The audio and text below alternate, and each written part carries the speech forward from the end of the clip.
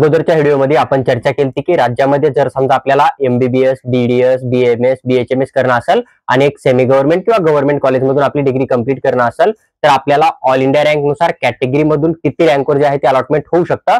तर ह्याची एक सविस्तर माहिती मी प्रत्येक कोर्स बद्दल तुम्हाला शेअर केली होती व्हिडिओच्या माध्यमातून. आणि आज आपण चर्चा करणार आहोत की राज्यामध्ये जर तुम्हाला एक गव्हर्नमेंट कॉलेजमधून एमबीबीएस करायचंय पण तुम्हाला तुमच्या कॅटेगरीनुसार किती नीट स्कोर जे आहे ते अलॉटमेंट होऊ शकतं.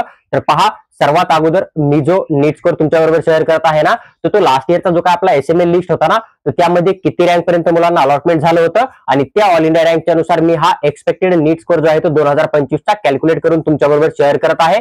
त्यामुळे तुम्हाला एक गोष्ट लक्षात ठेवणं आहे की याच्यापेक्षा कमी जरी स्कोर असेल तरी तुम्हाला एखाद्या वेळेस सीट अलॉटमेंट होऊ शकतं. त्यामुळे तुमचा थोडा बहुत कमी जरी स्कोर येत असेल तरी तुम्ही काउन्सिलिंग मध्ये पार्टिसिपेट करून एक वेळेस नक्की ट्राय करा 4थ्या राऊंड पर्यंत एमबीबीएस गव्हर्नमेंट कॉलेजसाठी. जर आपण सर्वात अगोदर एससी कॅटेगरीचा विचार केला तर जवळपास 430 ते 435 एवढा तुमचा नीट स्कोर येत असेल 2025 मध्ये, तर तुम्हाला एक गव्हर्नमेंटचं जे आहे ऑल ओव्हर 41 कॉलेज पैकी एक कॉलेज या ठिकाणी अलॉटमेंट होऊ शकतं. आणि हेच जर आपण जीएमसी अहिल्यानगरचा विचार केला ते जर कॉलेज ऍड झालं तर थोडासा कट ऑफ हा तुम्हाला कमी पण दिसून येऊ शकतो.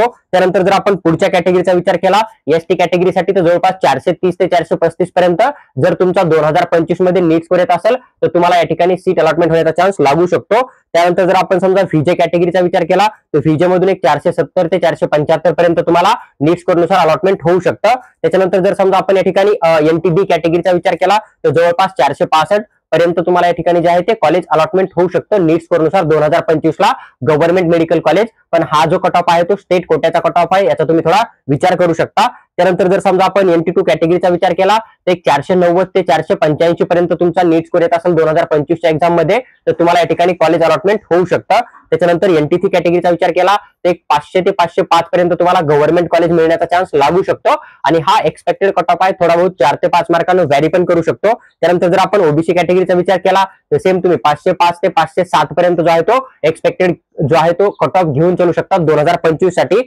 नंतर एसीबीसी नवीन रिझर्वेशनचा विचार केला तर एक 495 ते 500 पर्यंत तुम्हाला या ठिकाणी कोणतं ना कोणतं गव्हर्नमेंट कॉलेज जे आहे ते महाराष्ट्र स्टेटमध्ये गर्ल्स फ्री एज्युकेशन मधून किंवा कॅटेगरीच्या बेनिफिट मधून या ठिकाणी अलॉटमेंट होऊन जाईल. ईडब्ल्यूएस चा विचार केला तर लास्ट इयर एसीबीसीना अलग रिझर्वेशन भेटल्यामुळे ईडब्ल्यूएस चा थोडा कमी कट ऑफ जातो, तो जवळपास 480 ते 485 पर्यंत तुम्हाला ईडब्ल्यूएस कोट्यामधून या ठिकाणी जे आहे ते गव्हर्नमेंट कॉलेज मिळू शकतं.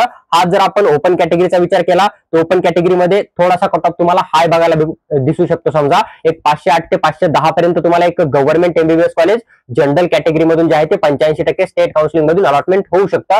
पहा, हा गव्हर्नमेंट एमबीबीएसचा एक एक्सपेक्टेड कट ऑफ जो आहे तो नीट स्कोर नुसार मी तुमच्याबरोबर शेअर केला आहे.